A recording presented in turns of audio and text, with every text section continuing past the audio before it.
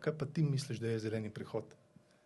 Prehod v zeleno, ne? Ja, kaj? Zeleno travo v kaj? Fanatični zagovorniki tega zelenega prehoda, ne? Se ne zavedajo, da če bi hoteli vse to doseči, kar pravijo, bi morali iti nazaj. Se pravi, se pomakniti v manj obdobja. Ljudje smo ratali pa leni, ne, zmer bolj. Kibernetski kriminal je povsem enak ostalim kriminalom. Jaz zagovarjam to, ne, da človek, vsak bi moral imeti vsaj nekaj ur na teden rekreacije. Ravno naslednji teden, če bo vreme ugodno, imamo dogovorjeno, da gremo na eno pisto v Italijo. In če zdaj pogledam nazaj, ne, ker sem tudi sam starš, verjamem, da je bilo mojim staršem zelo težko takrat to gledati, ali pa so bili kar v skrbeh, verjetno, ne.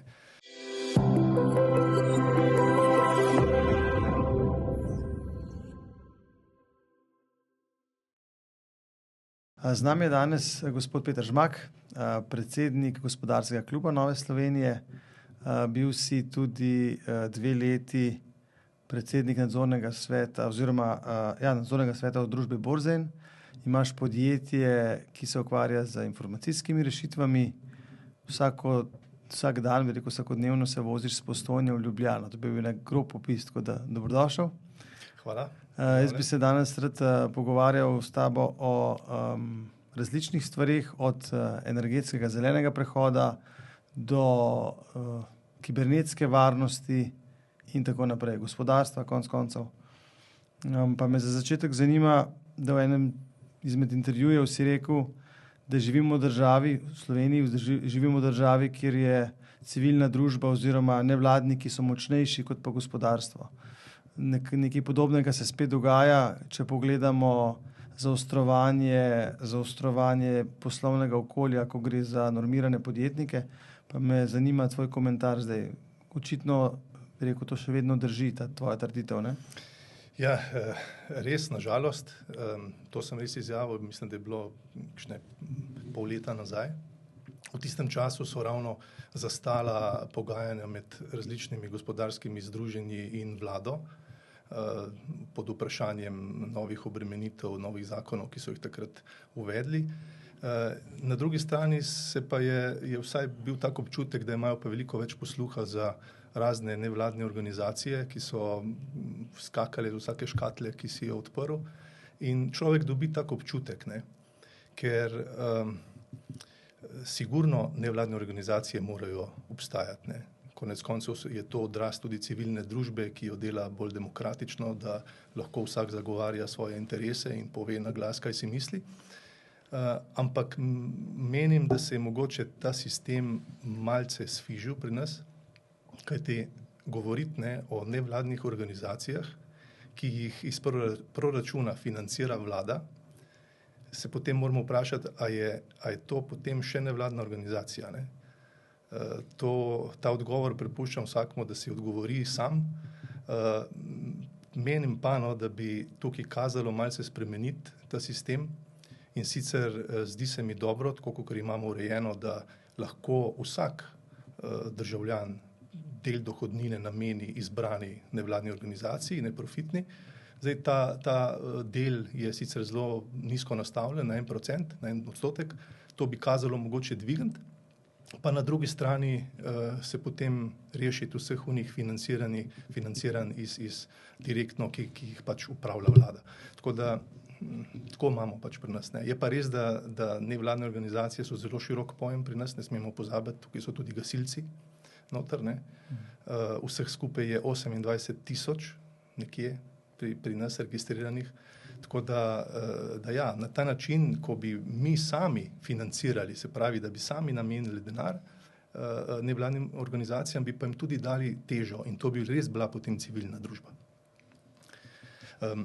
Drugi del vprašanja se je pa navezal spet smo pri vprašanju zakona, ne, o normirancih, pa ne samo o normirancih, gre za kar nekaj sprememb podzakonskih aktov.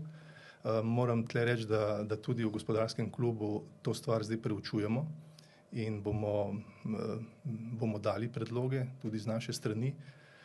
Vsekakor je to spet en korak nazaj. Namreč ta sistem, če gledamo samo normirance, deluje, mislim, da je bil sprejet enkrat leta 2006-2007, kako povedno, ne, takrat tudi pod desno vlado.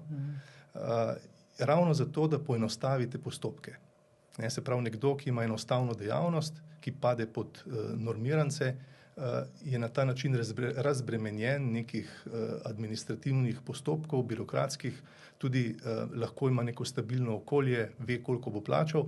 Zdaj pa že, mislim, da drugič v 2 letih se pogovarjamo o zaostrovanju teh pogojev, ne. Kar pa mislim, da ni spodbudno za vse tiste, ki delujejo na ta način. In zdaj scenariji ven so lahko različni, ne. Od tega, da bodo nekateri primorani iti v drugo obliko organizacije, kar bo verjetno privedlo tudi do tega, da bodo zvišali svoje storitve ali pa izdelke, do tega, da se bo mogoče tudi več sive ekonomije ali pa temnosive ekonomije na tem področju razvilo, kar pa nikoli ni dobro. A ocenjuješ, da po nekaterih informacijah namreč je bila ost pri teh spremembah uperjena proti zdravnikom, ne? Ki imajo nekateri seveda SP-je registrirane za popoldansko dejavnost in tukaj je bila ideja o tem, da se jih spet malo obteži oziroma se jim zaostri, dodatno obteži njihovo delo. Misliš tukaj tudi, da se lahko zgodi, da bodo kakšna podjetja šla zaradi tega oziroma kakšni SP-ji, da bodo enostavno v tujini kaj registrirali, da je lahko tukaj tudi nek odliv dejavnosti navzven zaradi tega, ker se tukaj stvari zaostrujejo? Ja, pa ne samo pri zdravnikih, ne, sej v zakonu, predlogu, nisem ga še čisto natančno preštudiral, ampak nikjer ne piše, da je samo za zdravnike, ne. Ne, se ne more biti, ne. Ja, tako, to pa res bilo neustavno, ne, ampak se pravi, imel bo vpliv na vse, ki so normiranci, ne, in vsak bo pa zase odločil se, kje, v kateri državi deluje. Mi smo le v Evropski uniji, ni taka težava prenesti v eno nam bližnjih držav podjetje, odprt tam sedež, pa bo mogoče se kakšen drug proračun polnil na ta račun, ne. Tudi z vidika, če gledava to zaostreno tekmo v svetu, zdaj tudi kar se tiče gospodarstva, Kitajska, ZDA, vsaka na svoji strani, vmes Rusija kot močna velesila. A bi nam lahko malo povedal o teh stvarih, kako jih ti vidiš to prihodnost Evrope, sploh v tem kontekstu gospodarstva, ne? Nek čas smo zelo prosperirali, tukaj smo imeli znanje, tukaj smo imeli neko perspektivo, sicer smo za delovno silo potem na Kitajsko se ogromno hodilo, ampak zdaj smo prišli pa do točke, ko nas Kitajska prerašča, ne? In smo postajamo palček proti Kitajski in ZDA. Pa ne samo, da prerašča, ne. Oni gredo z nam svetlobno hitrostjo naprej, proti nam, ne. Zdaj, zagledati, kaj bo v prihodnosti, se je včasih dobro ozreti tudi v zgodovino, v preteklost. In ta razmerja sil, ne, se ponavadi na novo delijo, ko se zgodi nekaj dramatičnega v svetu, recimo kot je neka svetovna vojna ali pa konec svetovne vojne. To se je nazadnje zgodilo pri nas, pač vemo, ne, po drugi svetovni vojni in takrat sta se ustvarili ti dve velesili, ne, se pravi, na eni strani si imel Sovjetsko zvezo s svojim paktom, na drugi strani Združene države Amerike. In ta bipolarna ureditev, ne, tudi kar se gospodarstva tiče, ne samo vojaškega dela, je poskrbela za to, da so se mal en drugega bali in je bila stvar nekako v ravnotežju in status quo je bil. Evropa, zahodna Evropa je bila pa na sredini. Neka cona, ki ne ena, ne druga država oziroma te dve velesili niso imeli neke konkretne interese, kakorkoli vplivati na način, da bi si, naprimer, ne vem, zavladala temu delu sveta. So pa seveda vladale po tretjih državah, ne, kjer so iskale svoje resurse. Tukaj predvsem Amerika oziroma Združene države in Sovjetska zveza so bile zelo uspešne pri tem, vsaka na svojem področju. Tako, kot si omenil, ne, Evropa je pa delala na razvoju. Evropa je bil praktično industrija skoncentrirana, visoka tehnološka industrija je bila tudi tukaj skoncentrirana v Evropi, ne. In od tega je Evropa tudi prosperirala. No, po razpadu Sovjetske zveze, ne, kot vemo, je pa svojih nekaj 10 let dobila pa Kitajska, da pokaže, kaj je, ne. In ne smemo pozabiti, ne, Kitajska je bila v 80-ih letih najrevnejša azijska država. V 80-ih letih. Po letu 2000 so pa začeli delati take korake, kljub temu, da tam vlada komunističen režim, pa da imajo diktatorja, ampak so le razumeli, kaj jim prinaša tudi kapitalističen način razmišljanja, da jim prinaša razvoj, da moraš ustvariti nekaj, da lahko potem to daješ v razvoj.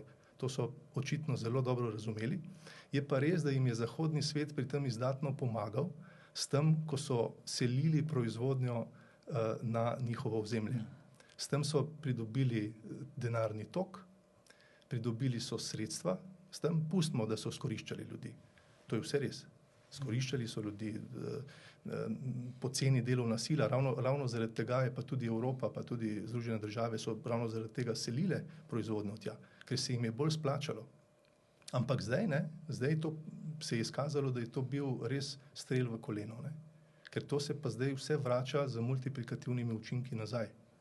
Ta odločitev, ki ni bila dobra, ne? Mogoče se je takrat zdela kot dobra, zdaj se je pa ugotovilo, da to ni bilo dobro, kajti iz Kitajske, iz države, ki smo se tudi ti verjetno spomniš, smo se jim smejali, ne? Ker so na vsak sejem nosili fotoaparate, slikali vse živo, delali po sistemu copy-paste. Njihovi izdelki so bili vsi po vrsti neke dvomljive kvalitete, ne? Ampak iz te države, ne, je v zadnjih 25 letih pa zrasla ena drugačna država, ki pa dela tudi malo drugačne izdelke, ne samo tiste, ki smo jih bili navajeni takrat in so predvsem recimo pri električnih vozilih prevzeli primat na svetu. Ne? In to ne, če postavimo zdaj v en koncept, vse skupaj v en okvir, primerjava gospodarskih velesil, jo lahko delaš na različnih metrikah, ampak ena od njih je recimo bruto družbeni proizvod. Nedvomno, še zmeraj prva sila so Združene države Amerike, ne? Če povemo v številkah 28,000 milijard bruto družbenega proizvoda, ne? To so nepredstavljive številke. Ampak na drugem mestu je Kitajska z 18,000 milijardami. Vse ostale sledijo, recimo tretji, četrti sta Nemčija in Japonska z nekaj več kot 4,000 milijardami. Ne? Se pravi, to je precej razlike med njima. Ne? Recimo Rusijo, ki se jo še zmeraj omenja kot ne vem kakšno velesilo, ne? Je na 10. mestu šele z 1800 milijardami. Rusija jo nekateri primerjajo dan današnji bolj ali manj z neko benzinsko črpalko, ne? Ker to jim je še ostalo. Vsa ostala proizvodna je bolj tako oziroma ustvarjanje dodatne vrednosti. Ne? No in zdaj, če v ta koncept umestimo še Slovenijo našo, ne? Ki pa delamo vsi skupaj lahko tlele na leto naredimo 60 milijard, ne? So te razlike res ogromne. In zdaj, kje je pa tisto bistvo zdaj, ki se skriva, zakaj je Kitajska tako uspešna in zakaj je lahko ta preboj naredila? Ogromno so vlagali v raziskave in razvoj. Oni, mislim, da lansko leto je bil podatek 10% več kot leto poprej. To govorimo o absolutnih številkah 500 milijard letno. Toliko je Nemčija vložila v zadnjih 20 letih v obnovljive vire energije, pa vemo, kje so zdaj. Oni pa na leto toliko dajo. In tisti, ki je bil kdaj na Kitajskem, je tudi to videl, ne, v zadnjem času. Ne govorimo pred 20 leti, ampak v zadnjem času. Infrastruktura, kako je razvita, kakšna mesta so postala, zgradbe, cestne povezave, železniške, konec koncev testirajo že vlak, ki gre 600 km na uro. To lahko pri nas samo sanjamo, ne? In delajo velike korake naprej in mislim, da je ta odziv Evrope vsekakor prepozno prišel, to zavedanje in streznitev, kaj to pomeni, kako se bo stvar naprej odvila, bomo še videli, ne? Je pa ravno sveža novica, mislim, da nekaj dni stara, ne, da namerava Evropa v kratkem sprejeti carine, predvsem na električne avtomobile, ki prihajajo, ki so narejeni na Kitajskem, podobno po nekem zgledu, kot je to storila že, ko so storile Združene države. Sicer ne v 100% stopnji, tako kot je tam, ampak pri nas tukaj pa se govori celo o 50%. Tako da to bo imelo pa sigurno za posledice tudi povračilne ukrepe strani Kitajske. Konec koncev vemo, oni tudi precej hrane kupujejo v Evropi, pa recimo letalska industrija je dosti vezana na Kitajsko. in če zraven še prišteješ potem negotovosti na finančnih trgih, zna to kar precej prevetriti samo situacijo, ne. Če pustimo ob nemar to, da bo vsekakor ta dodaten strošek prevaljen na končnega potrošnika, ne, če si bo želel kaj kupiti iz Kitajske, ne. Je pa, da je temu tako pritrjuje tudi informacija, ne, da Volvo seli komplet proizvodno sedaj iz Kitajske nazaj v Evropo. Ker vemo, ne, Volvo je v kitajskih rokah, električne avtomobile so preselili proizvodno na Kitajsko, no zdaj jo pa selijo nazaj v Evropo, ne. Tako da, kaj bo, je zelo negotovo, z tega vsega ven nastalo, vsekakor pa lahko pričakujemo kakšne zaostrene razmere tudi na tem področju. Tako da zlata doba globalizacije pravzaprav je mimo, vsaj te, ki smo jo poznali. Pa dejstvo je tudi, nismo samo delovne sile si tam sposojali, mi smo s tem, ko smo iz Evrope tam stroje delali, njim vso tehnologijo pokazali in smo jim tudi znanje posredovali, posredno, mogoče ga nismo izvažali tako preko univerz, ampak smo ga pa v praksi puščali tam, ne? In oni so vse te stvari skopirali in jaz tudi vem, ko smo bili zadnjič v enem podjetju, je nekdo rekel, da pač Kitajci lahko naročijo danes en izdelek pri tebi, se zmeniš za posel, stvari laufajo po enem letu pa pol, ko mogoče oni sami to do te točke pridejo, da lahko sami to delajo, se ti zahvalijo za sodelovanje, plačajo, kar je bilo narejenega in sami zaženejo proizvodno enakega produkta na svojih strojih, v svojih firmah in to je to. Tako da so zelo, rekel, prilagodljivi glede tega in brez ene slabe vesti to delajo tako, kot njim paše. Drži, tudi oni so le sami zase tudi velik trg, čeprav se govori, da se ta stvar tudi pri njih ohlaja, ampak že s tem, ko eno idejo od nekod poberejo, tukaj, če pogledamo Evropsko unijo, mi imamo tukaj zakon tudi o intelektualni lastnini. Tukaj ne moreš kar ideje nekoga vzeti, jo malo predrugačiti pa prodati, ne, ker dobiš hitro kakšno tožbo. To v Kitajskem ne velja, ne, naši zakoni. Tako da ja, je kar močen nasprotnik, raste in še vedno je v trendu rasti, ne. To je lahko zaskrbljujoče tudi za nas, ne. Kako pa imamo tukaj, oni imajo drugače verjetno energetsko ravno tako velike zahteve v tem smislu, ali pa saj rabijo vire in elektriko in vse ostalo, kar rabijo za industrijo, ne. Tukaj so tudi, kakor vem, veliki investitorji oziroma tudi lastniki po Afriki, ne. Ja. Oni so ogromno zemlje tam kupili, da imajo rudnike, da imajo polja in vse ostalo. Tako da oni se širijo, ne? Tako je, no. Saj tle spet prideva, nič novega niso pogruntali, ne. Spet prideva na zgodovino. To isto, kar dela Kitajska zdaj v Afriki, je pripočela Sovjetska zveza, pa Združene države, ki je drugje na svetu, se pravi, iskali so resurse drugje, ne, in jih poskušali z raznimi akcijami potem tudi pridobiti, ne. Saj vemo, vele sile so znale tudi zrušiti vlado določenih držav, kjer jim to ni ustrezalo, ne, z akcijami, z informacijsko vojno proti njim in tako. Tudi to se vse dogajalo že v preteklosti, ne. In ja, Kitajska ima v Afriki veliko svojih zaveznikov, od tam dobi tudi surovine za izdelavo baterij, ima praktično kar monopol, marsikje, tako da tudi v tem primeru Evropa težko konkurira njim, ne. Zato, ker mi svojih surovin nimamo, smo primorani jih kupiti in če oni obvladujejo en velik del tega trga, si praktično nekonkurenčen, če do teh surovin ne moreš, ne. Tako da ja. Kako pa ti v tem kontekstu vidiš potem to hitenje s tem zelenim prehodom v Evropi? Ko bi radi, bi rekel, rešili svet pred ogljičnim odtisom prevelikim, hkrati pa, ko številke skupaj vržemo, vidimo, mislim, da smo 7-odstotni, se pravi, imamo 7% ogljičnega odtisa na planetu, pa če ga znižamo na nič oziroma da ga ukinemo, da ga nimamo, še zmeraj ostane 93% drugih, ki lahko z nespremenjeno voljo to naprej proizvajajo, ne? Ja, na tako trditev bi hitro dobil odgovor, ne, da mi kot neka zibelka civilizacije tukaj v Evropi moramo poskrbeti, da bo cel svet se razogličil. Ne, se pravi, z našim znanjem najprej pri sebi, potem pa pomaga tudi drugim, da to naredijo. Ne. Seveda noben ne pove to, kako, pa v katerem časovnem terminu, ampak tak odgovor bi dobil. Ampak pri tem zelenem prehodu meni je že ta besedna zveza, ne, zelo zanimiva, ne, ki je umetno narejena, zeleni prehod. Zdaj, če bom pa jaz tebe vprašal, ne, zdaj, kaj pa ti misliš, da je zeleni prehod?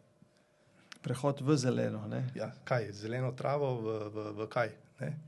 Veš, to so taki termini, ki so res umetno bili določeni in jih zdaj vsi ponavljamo kot papige, ampak zelo malo ljudi pa najde tisti pravi odgovor, kaj to je, ali pa najdemo več različnih odgovorov na to. Ne? In zdaj, če v gospodarstvu se pogovarjava, ne, je zeleni prehod več kot kar samo prehod na neko zeleno energijo. Ne? Nam so že pred kar nekaj let nazaj smo primorani izpolnjevati pri vsakem kakšnem razpisu ali pa pri poslovanju z banko, ne, dobiš vprašalnik ESG.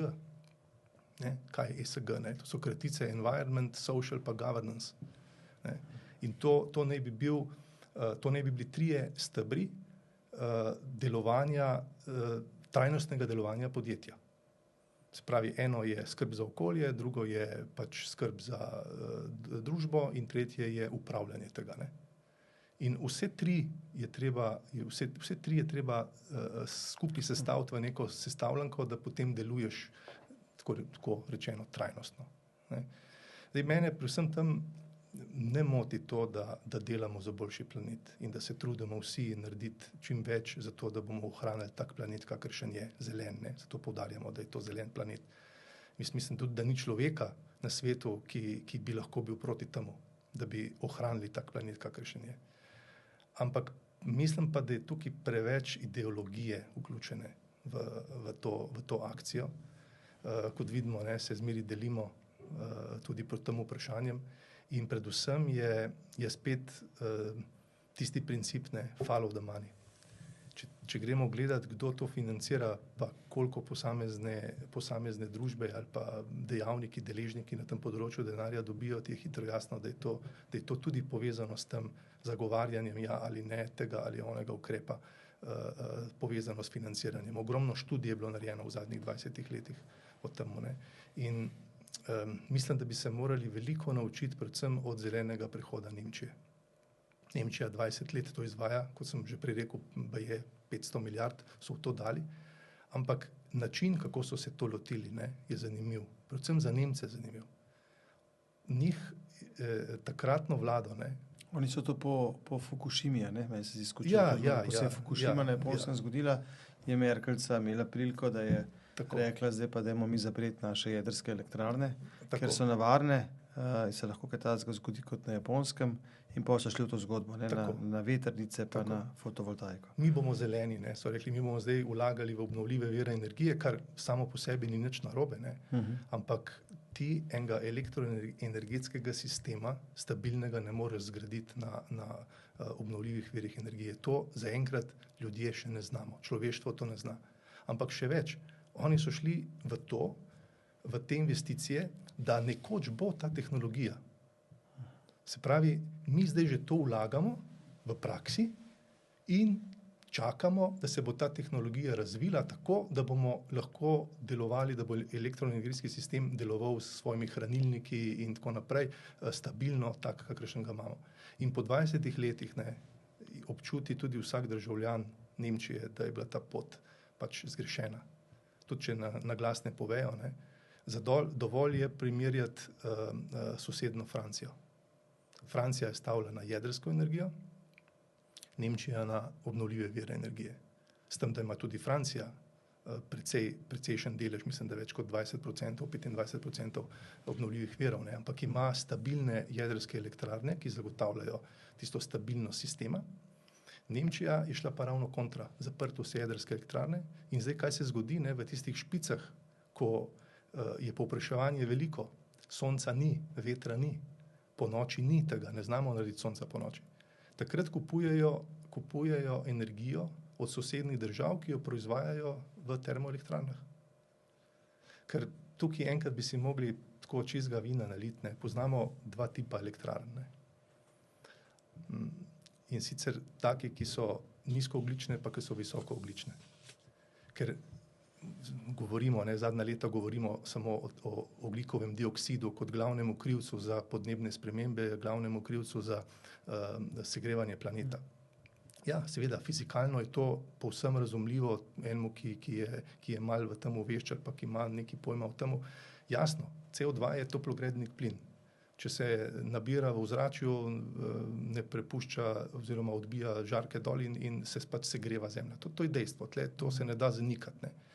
Ampak, a je to edini vir, oziroma a je to edini vzrok, da se zemlja segreva, je že drugo vprašanje, ampak recimo, mi moramo narediti vse, kar je v naši moči, da to čim bolj ublažimo, ne.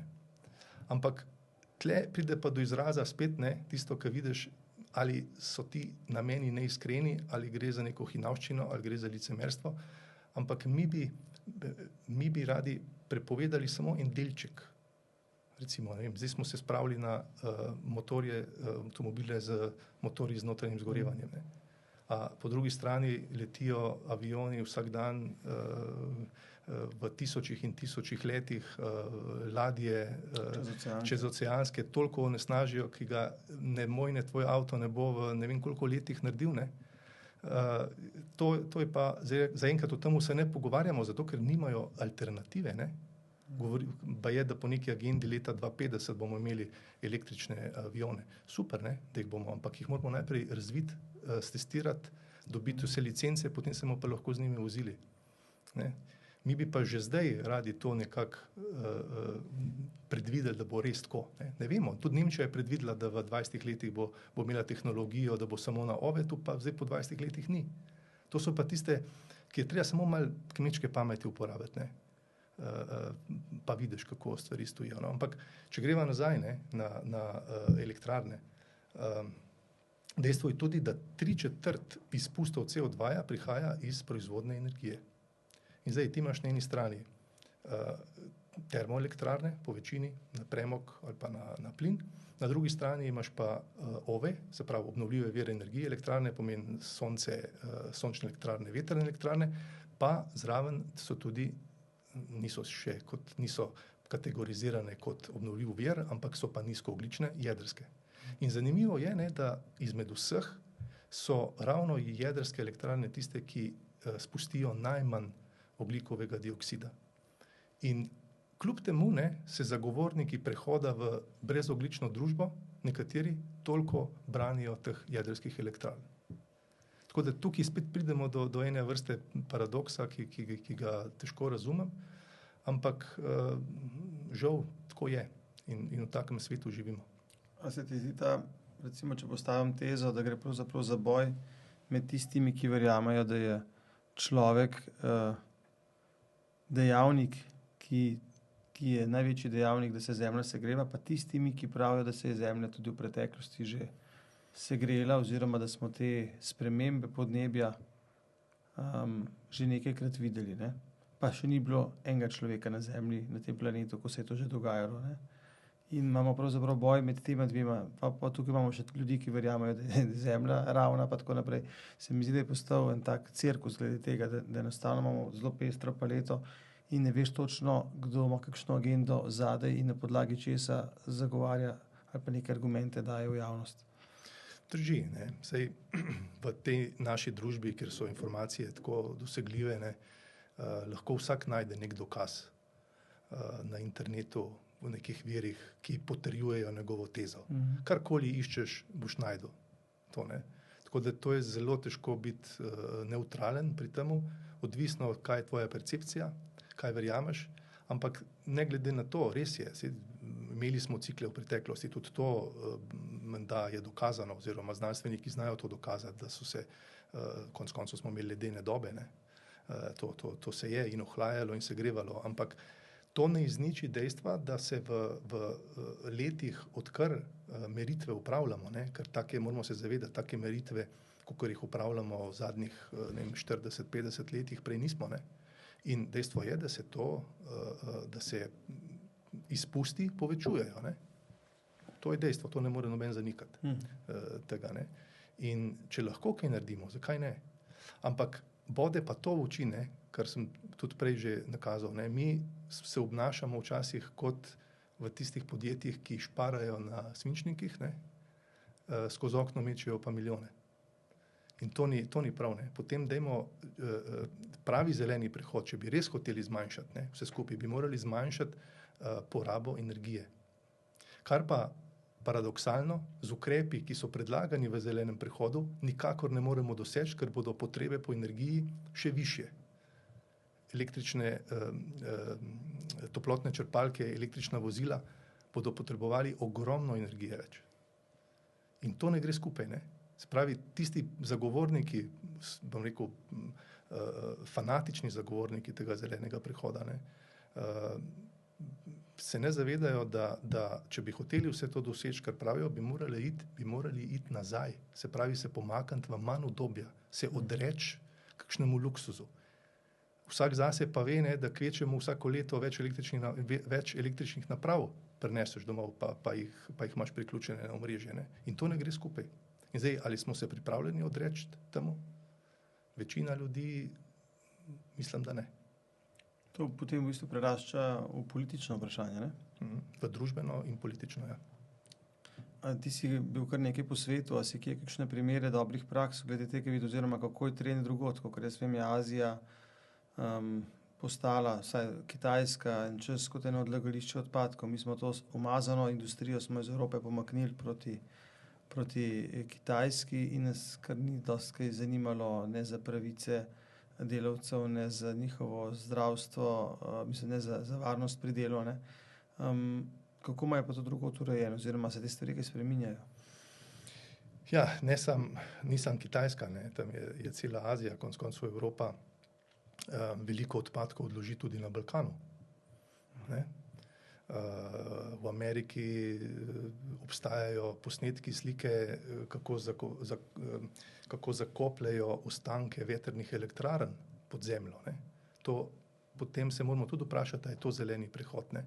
Sej seveda, ne, obstajajo argumenti, mi bomo pa v naslednjih letih, 10, 20 letih bomo pa imeli tehnologijo, ki bo znala to reciklirati. To je vse res, ampak z takim tempom, kot se zdaj gremo, ne, teh odpadkov nastaja vsak dan več. In to pa je realen problem našega sveta, ne? Da če se bomo zasuli z vsemi temi odpadki, enkrat bo to, mislim, že tako imamo onesnažen planet, ne? In ne znamo reciklirati. Ne? Zanimiv je podatek, da če pogledamo samo plastiko ali pa steklo, 3% znamo reciklirati. Mislim, ne da znamo vse, ampak toliko lahko recikliramo, zato ker vse ostalo je toliko kuženo, pa toliko primesi že zraven, da je neuporabno. Ne? In zdaj postaviti en sistem, ki bo omogočil 100% reciklažo, bi bilo super, ne?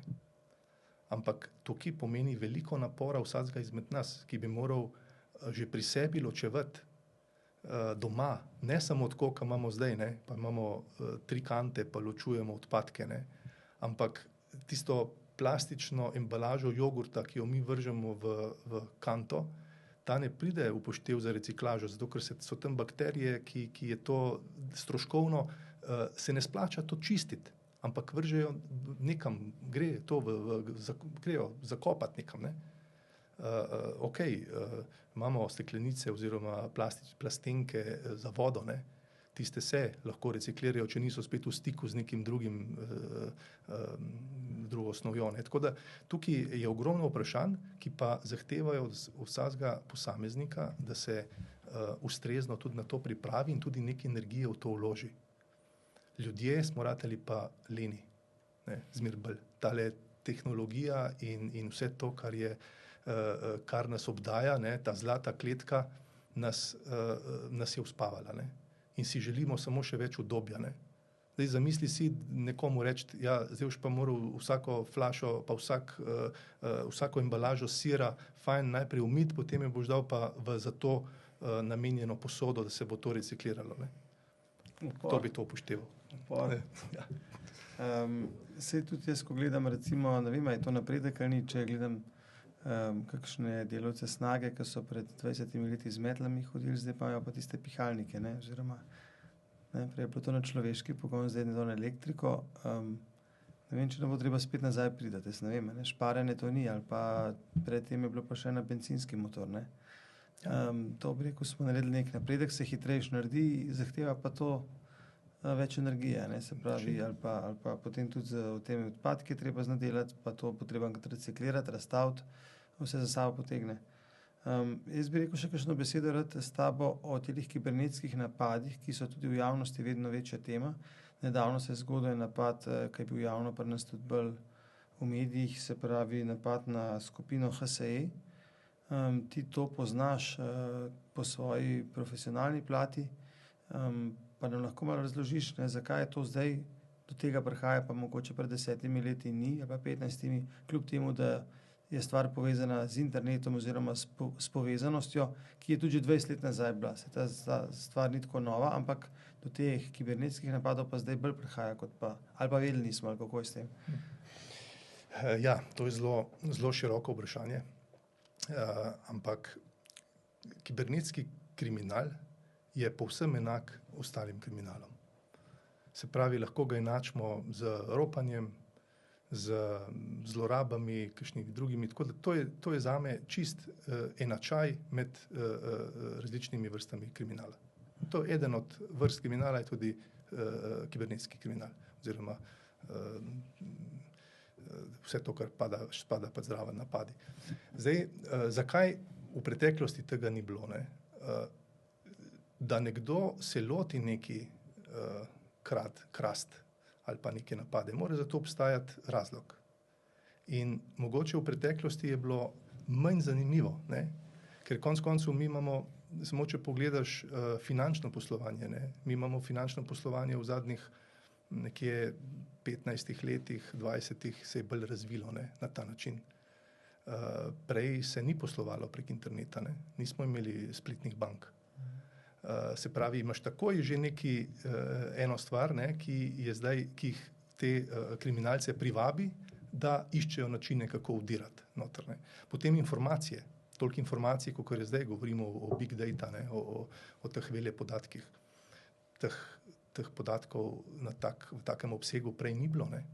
In jaz pri teh hekerskih napadih ločim dve vrsti napadov. Eno so usmerjeni v kritično infrastrukturo države in to bi lahko primerjal potem tudi z neke vrste vojno med različnimi obveščevalnimi službami, ki lahko tudi najemajo določene kriminalce, da za njih opravljajo delo, ne. To se je izkazalo zdaj tudi v primeru Rusije, Ukrajine, večkrat se izkaže tudi strani Kitajske, da se, vsaj indici so, da se to dogaja.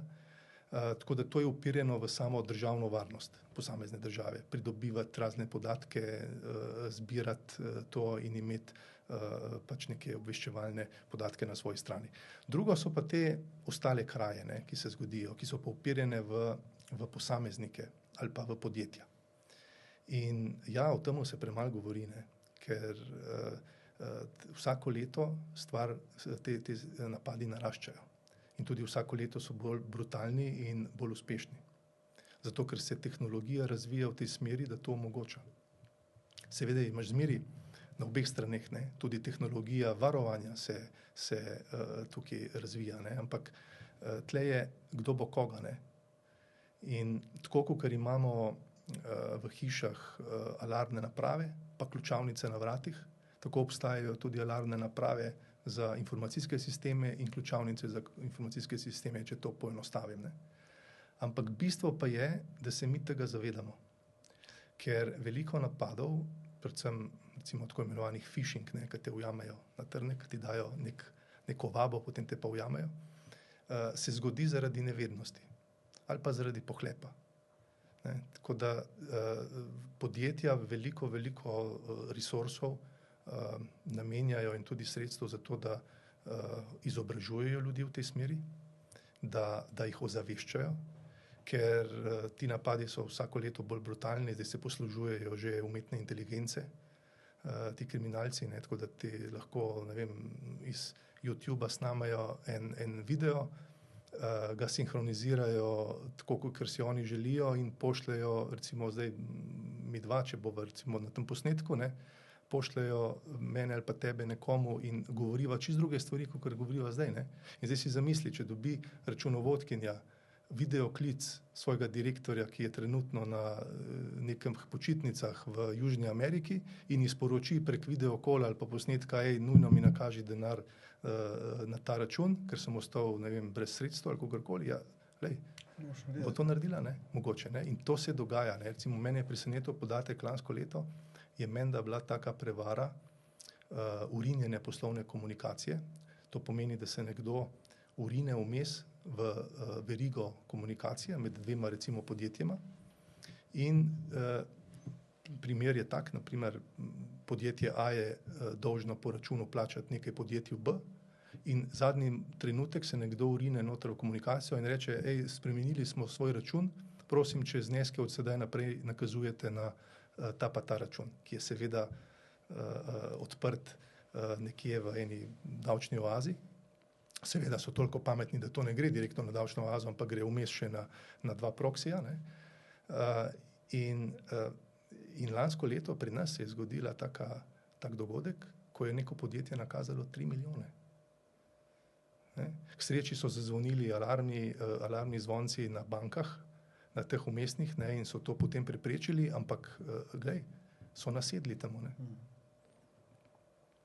Tako da ja, tukaj ima vsako resno podjetje ima neko varnostno politiko, sprejeto strategijo, kako to ščititi, ki je ponavadi se deli na to fizično zaščito, se pravi, da mi ščitimo informacijski sistem kot tak, drugo pa je, da znamo ljudi toliko zavesti, da ne delajo nepotrebnih napak. Vse pa tudi, rekel, mlajše generacije so zrasle z internetom, so zrasle v digitalni dobi, bodo imeli bistveno lažjo pot v prepoznavanju teh prevar kot pa starejša generacija. Mislim, da tukaj se tudi generacijsko zelo ločujemo, da starejši enostavno hitrejši nasedajo, ker so živeli v nekem drugem svetu, ker to sploh ni bilo možno, so bolj zaupljivi in je tukaj lažje. A drugače, kar se tega tiče, lahko recimo umetna inteligenca nam lahko pomaga ali bo tudi umetna inteligenca ena od stvari, ki jo bo treba omejiti, pa kako ti te stvari vidiš? Ja, tako kot sem omenil, ti napadi so zmeri bolj sofisticirani, tudi z uporabo umetne inteligence, ampak na drugi strani so pa tudi proizvajalci zaščitne opreme se že poslužujejo umetne inteligence, da prepoznavajo te vzorce, ker tam je pač važno prepoznavati določene vzorce, če ščitimo dostope, naprimer, do nekega okolja informacijskega. Tako da oboji to uporabljajo. To bi spet lahko primerjali čist s tistim, da tako, kakor nepridipravi znajo odkleniti neko ključavnico, tako znajo potem na drugi strani narediti še boljšo ključavnico, pa spet se nepridiprav nauči odprti spet tisto ključavnico, pa spet naredijo boljšo. Tako da gre na obeh straneh, zdaj kar se pa omejitve tiče umetne inteligence, pa težko je neko pametno regulativo tle potegniti, in kje je ta meja, ko umetna inteligenca preraste potrebe ali pa neko zdravo mero razuma. To bo predvsem vprašanje naprej. Trenutno se mi zdi, da se s tem zelo ukvarjajo, ampak neke jasne slike tukaj še nimamo, kaj želimo s tem narediti.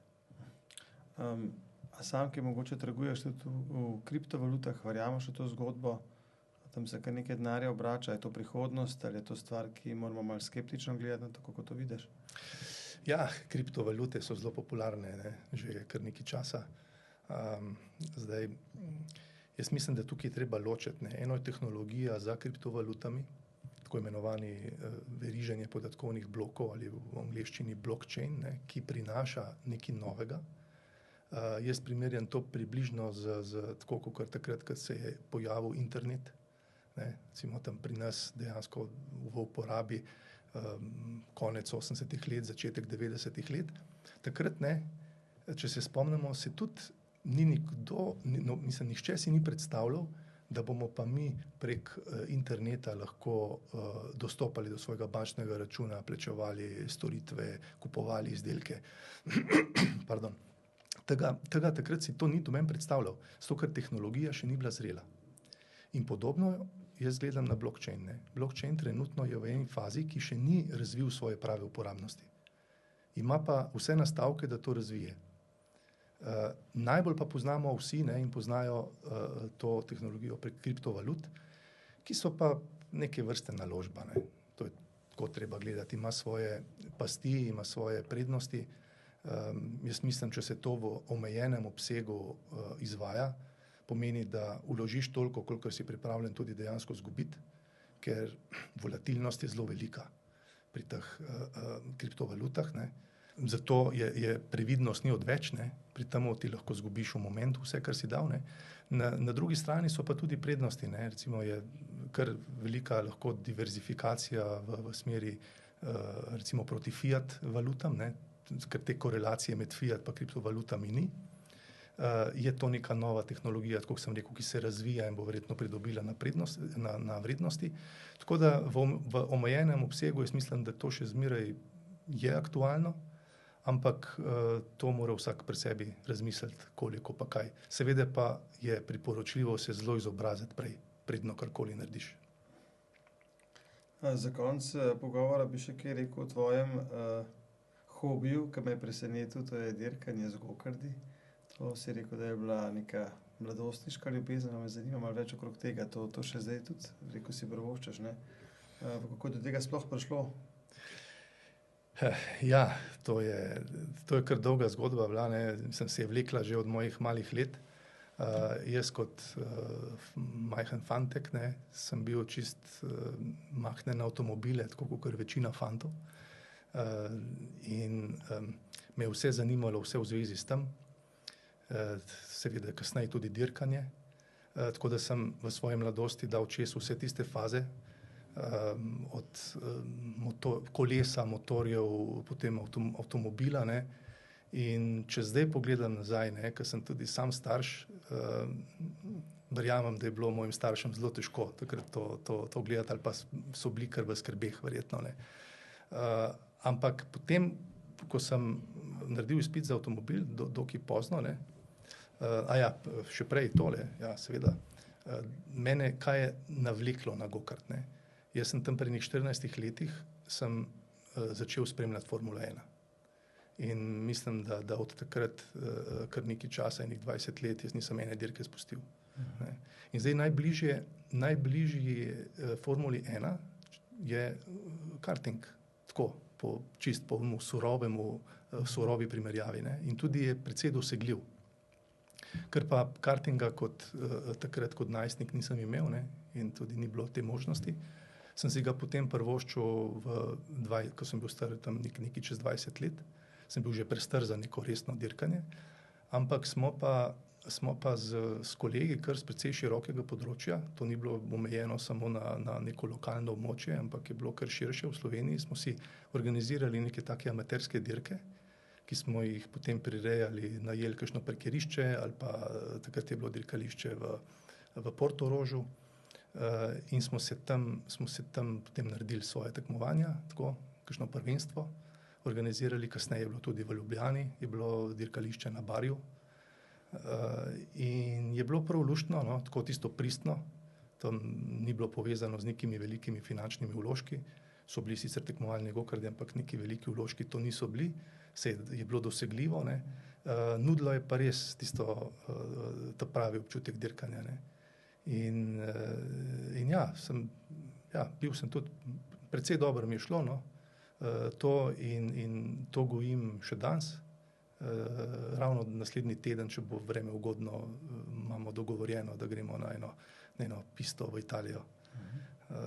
Tako da ja, to je tako za sprostitev, recimo zraven. Kolesa pa tudi, če nisi opustil, ne, bi rekel, kolo je pa zraven tudi za gušt. Kolo je za gušt, pa tudi za rekreacijo, ne, ker jaz zagovarjam to, ne, da človek, vsak bi moral imeti vsaj nekaj ur na teden rekreacije. To se pri nas pozablja, spet pridemo na tisto lagoden način življenja, ne. Pri rekreaciji se vseeno treba tudi kaj pomatrati, pa kakšno kapljo potu spustiti, ne. Ampak to se ti vse vrne, ne, ker telo naše je narejeno za gibanje. Mi smo narejeni za to, da se gibljamo ne samo po stanovanju, tudi kam drugam. In kolo je spet ena taka oblika, kjer lahko veliko vidiš, kjer si lahko dosežeš malo daljšo razdaljo kot samo peš, ne? In ti nudi tudi neke vrste svede užitka pri tamo, ne? Tako da ja, pol pa najlepše pa je združiti, ne? Prijetno, koristno pa še z užitkom. Tako da, jaz bi rekel, da je kolo eno izmed najbolj genialnih izumov človeštva, ne? Ko daje v svobodo na človeški pogon, bi rekel, nesmrtno, ne?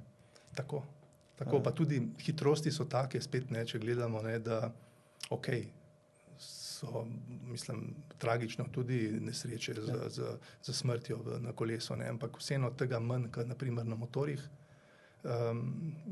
Neko to svobodo, ki jo motoristi zagovarjajo, da jo čutijo, ne, jo pa čutiš tudi na kolesu. Ja. Peter, hvala za danes. Ob kakšni drugi priliki se pa upam, da spet srečava.